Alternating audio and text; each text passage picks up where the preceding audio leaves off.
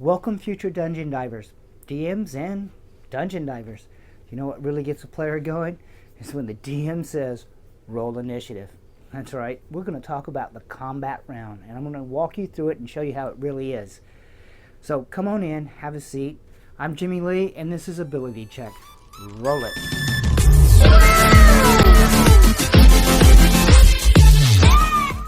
Remember, D&D is a game that's put out Wizards of the Coast.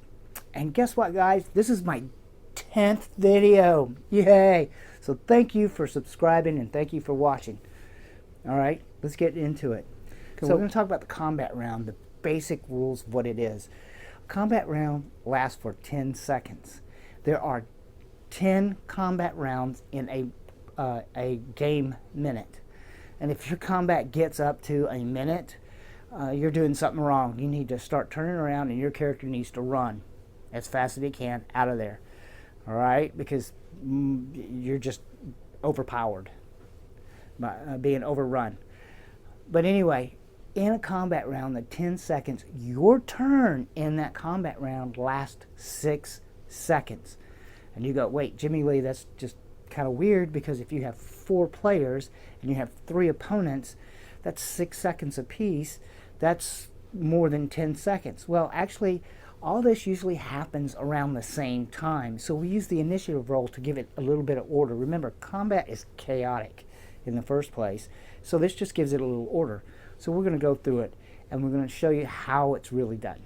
Okay, if you look in the player's handbook on page 189, it's actually chapter 9, they're going to have the order and everything that I'm going to explain to you. But if you also look in the basic rules, chapter 9, on page 72, it has the same thing. And remember, the basic rules can be downloaded from the website at Wizards of the Coast for free. All right? I have a link below. Go down there and click on that, and you'll be able to get these rules. Now, in the Dungeon Master's Guide, there's also a section in there that has options for during combat, but we're not going to get into that. We're going to stick to the basic rules because you're a beginning player and the player's handbook, and we're going to stick with that one for now.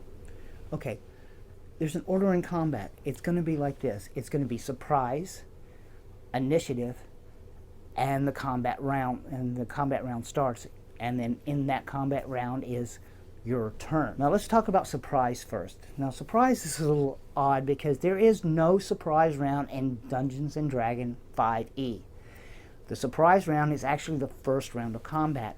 Now, who determines the surprise is the dungeon master himself.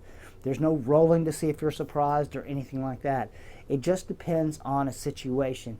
If he determines that you are surprised, then for the first round, you are in the combat round, you are surprised. If you are not surprised, he'll let you know that too. No matter what it is, as soon as that's determined by the DM, he will sit there and tell you to roll initiative. Rolling initiative is a dex roll. All right, you take a 20-sided dice, you roll it, and you add your dex modifier.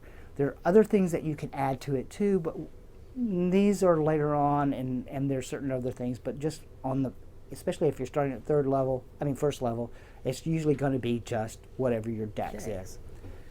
All right, so when it's your turn in the combat round, these are the things that's going to happen. All right, 1, you're going to have what I call a free action. Actually, I don't think there's a term for it, but if you actually look on page 190 of the player's handbook, there's things down there that are told that you can do these things for free in your turn. One of them is you can draw a weapon or put away a weapon. You can pick something up in the environment. You can pull a lever, things like that. Actually, if you look at that chart down on there, and actually on page 73 in the basic rules, it has the same one. So if you're using the basic rules, it's on there too. Actually read that. You can see what you can actually do for free. The next is movement. Movement is every race actually has a set movement. The larger races actually is 30. The smaller races are 25 feet. Also, some of the classes will actually can bump that up a little bit, but you'll find that out later.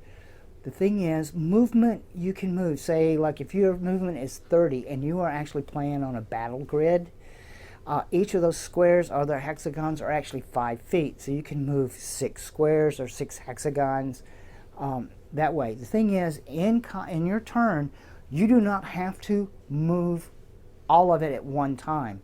You can move 5, attack, move 10, or the rest of it up to 25, depending on what you want to do. You can break them up and do a lot of different things on your turn. The next is a bonus action. Everybody gets one bonus action in a round. All right? But a bonus action actually has to happen on your turn. All right? The things that you can do is that wizards or other ones that can cast spells, they have spells that can be cast during a bonus action. If you can actually, as a fighter type, you can actually make a second attack using your bonus action with your offhand. If you're using an offhand attack, it has to be a light weapon in your hand, usually a dagger, and you can attack with it. Actually, even rogues can do it. Matter of fact, rogues should do it. But however, we'll go through this. When you make an attack on a bonus action using your offhand, you add either your strength modifier or your dex modifier, depending on which we're going to be using, and also your proficiency bonus. However, if you actually hit, the only thing that you can do is add the weapon damage. You do not add any modifiers to it at all.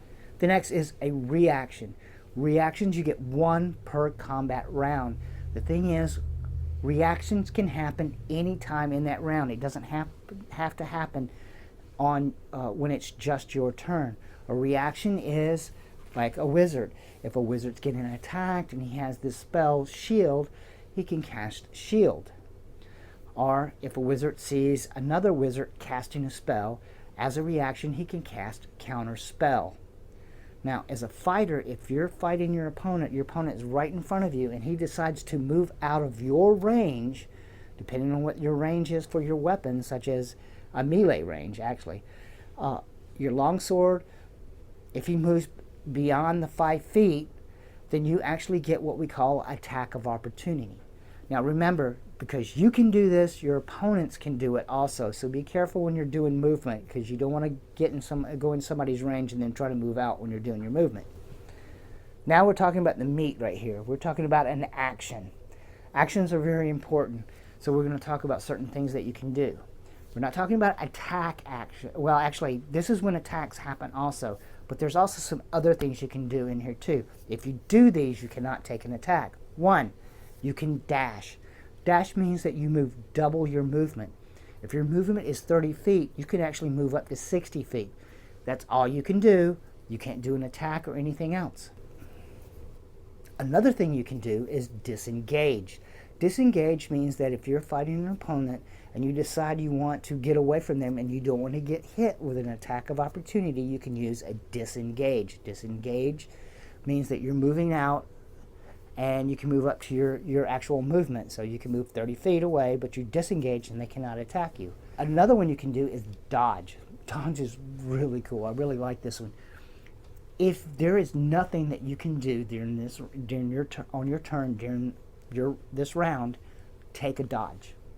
If you have your sword out and your shield out and you're being pelted with arrows and there's no way for you to get to the archer, they're too far away, you cannot get there to stop them from doing it, just take a dodge. The dodge means that they have disadvantage on attacking you. Also, if another melee fighter comes running up to you, they have a disadvantage on attacking you because you're dodging. And here's something really cool, is that if you have to make a dex save, you have advantage on that also. So if a fireball goes off on you and you have to make a dexterity save, you have advantage on it. So the next one you can use is called help. Help means that you're lending aid to another character to complete a task or what they're trying to do, and this gives them advantage on that task. If you do that, that's all you can do for your combat round. Another one is hide. Yes, you can actually hide, all right? But the thing is, you need to make a dex-based stealth check. Now, let's think about this for a second. We have to use a little logic in this. If you're in an open field and there's nothing to hide behind, you really can't make a stealth hide check. It's just not going to work. But however, if there's something to hide behind, yeah, you could probably do it. And here's probably one of my favorite ones, is called Ready in Action. In 5e, you cannot delay an action, but you can ready an action. Ready in action means that if nothing's going on but something's going to happen, you can sit there and say, I am going to ready an action. If this opponent walks up to me, I am going to attack. And okay, that is your trigger. If that opponent, and the way this happens is that a ready in action lasts until the beginning of your next turn. Okay, not to the end of the combat round, but the beginning of your next turn. So if that opponent walks up to you, then you get to have one attack against it. The same thing goes for this too. You can actually walk up to like a lever and sit there and say, I am going to ready an action. If they come into here and they step on there, I'm going to pull this lever for that trap and spring it. All right? Now, wizards, here you go. You can actually do that with a spell. You can say, I am going to ready an action. If they come into this, I'm going to cast this spell. Now, here's some little nuances to that one, and I've already explained this before in a video about spell casting. When you ready an action with a spell, you are concentrating on that spell to cast it. You are actually concentrating on it. So if you have a spell up already that you are concentrating on, that spell's gone. All right, you are concentrating on this spell. If you get hit and take damage before you release the spell, before that trigger happens, then you must make a concentration save. Now, if the trigger never happens, you also lose that spell. All right, it goes away. You can't, it's just gone. All right, you lose that spell slot. I mean, it's gone. But here's one good thing. A readied spell can't be counterspelled. Because remember, you've already cast it, you're holding it, and then you're releasing it. Since you're not casting it anymore, it can't be counterspelled. Pretty cool. Another thing you can do is search. You can actually do a search during your action. That means looking around. All right? In your 6 seconds, if you want to search for something, yes, you can. The next one is use an object. Now, I know this sounds kind of weird, but use an object, certain things actually take an action to use. Drinking a potion takes an action. Activating a magical item takes an action because you have to say the command word. All right, let me see. Oh, here's one. Dagger of Venom. Well, it's a regular +1 magical dagger when you're using it, but if you actually want it to have poison on the blade, it actually takes an action to put it on there. So you're going to have to say, I'm activating this so it'll have poison on the blade. That is your action. That's all you get to do this combat round. But the next round, it'll be ready to go. Now, here comes the big one. Attack. Attack is pretty cool. You do a spell attack, you can do a melee attack, you can do a ranged attack. And there's a couple other attacks in there too, but I'll explain those after I go through this. Spell attack. You can get to cast 1 spell per round. That's it. 1 spell. If you cast a spell during your bonus action and you haven't taken an action yet, then you can actually cast a cantrip during this action. That's right, you can cast a cantrip. So if you cast a cantrip on your bonus action, then you can actually cast another cantrip during this one if you cast it. But the spells, if you look at it, says if it's going to take a bonus action to cast, or if it's going to take an action, or it's going to be a reaction, or it's going to take more time than that. If it takes more time than 1 action, you can't cast it. Well, you could, but taking a minute or 10 minutes in the middle of combat, you just become a pretty good target. Pretty good stationary target. All right, melee attack. Melee attack means that you can actually attack with your weapon. It's in your hand. Melee means face to face. You're right up there and you get to do it. as you gain more experience and you get up into the level, you get to make 2 melee attacks. The thing is, just because you get 2 melee attacks does not mean you get an extra action. Those 2 melee attacks, or those 2 attacks, count as 1 action. Alright, you got that? Okay, now we're talking about ranged attacks. Ranged attacks happen the same way. A spell can be a ranged attack. Alright, if you have to actually make an attack roll, then that counts as a ranged attack. Now, on spells, when you're doing ranged attack, each spell that has a range actually has a limit. It only goes out so far. If your opponent is standing 5 feet beyond that, then you can't cast the spell.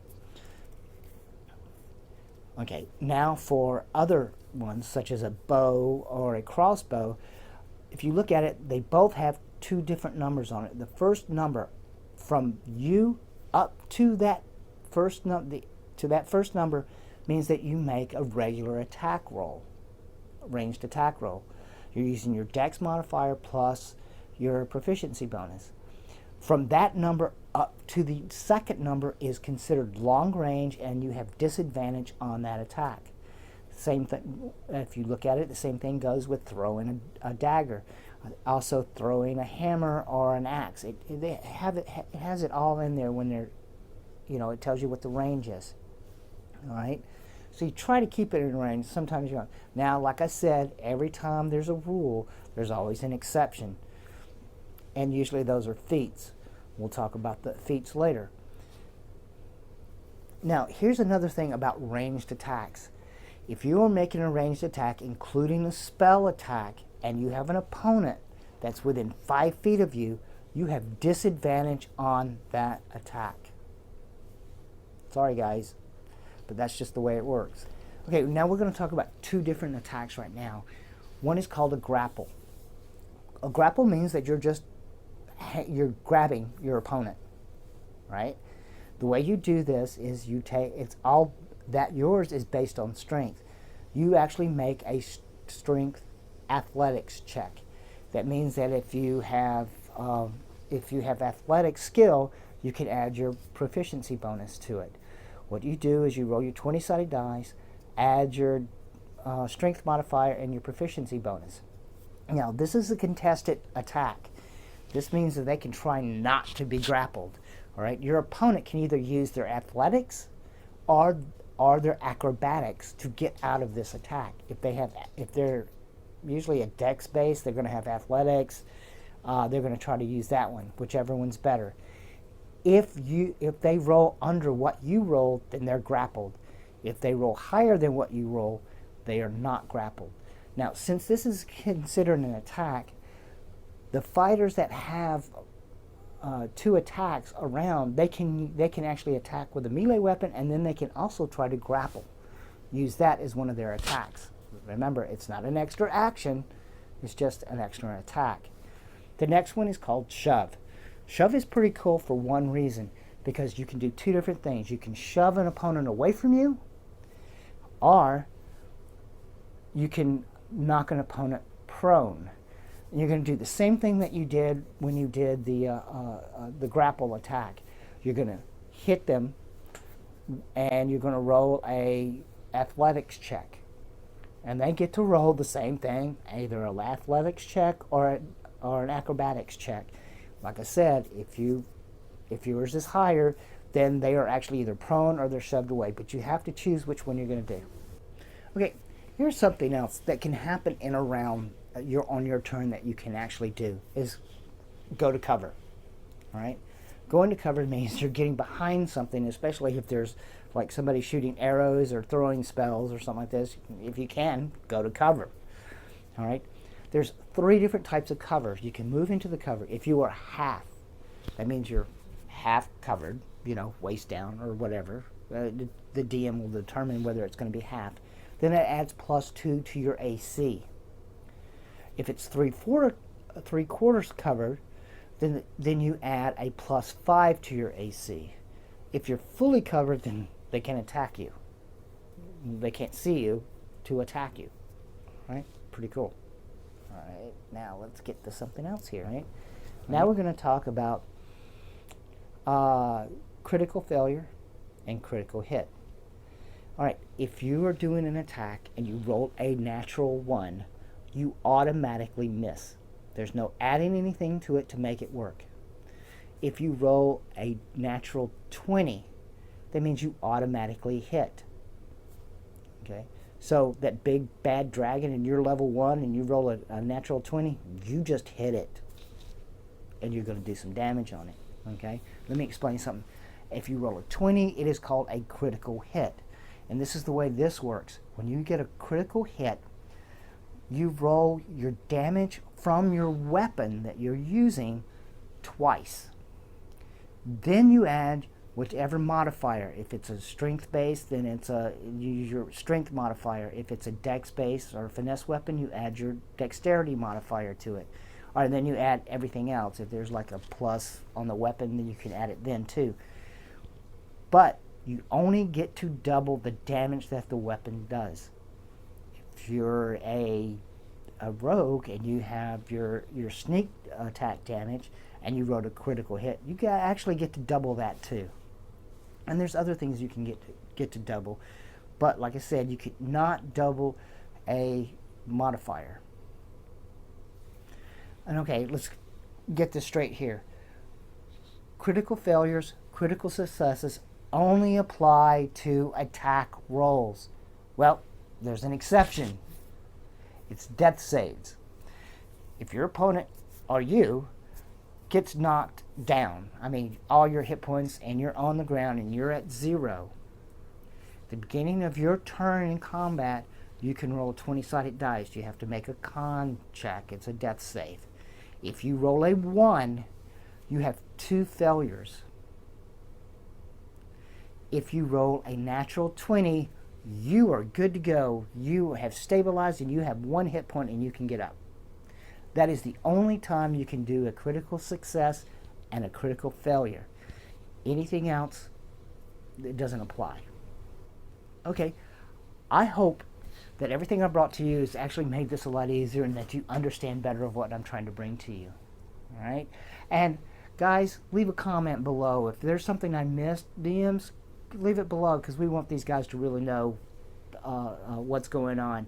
So, anyway, hit that subscribe, that like, and that bell so you don't miss anything I'm bringing to you. And y'all come back now, you hear? I'm Jimmy Lee, and this is Ability Check. Roll it.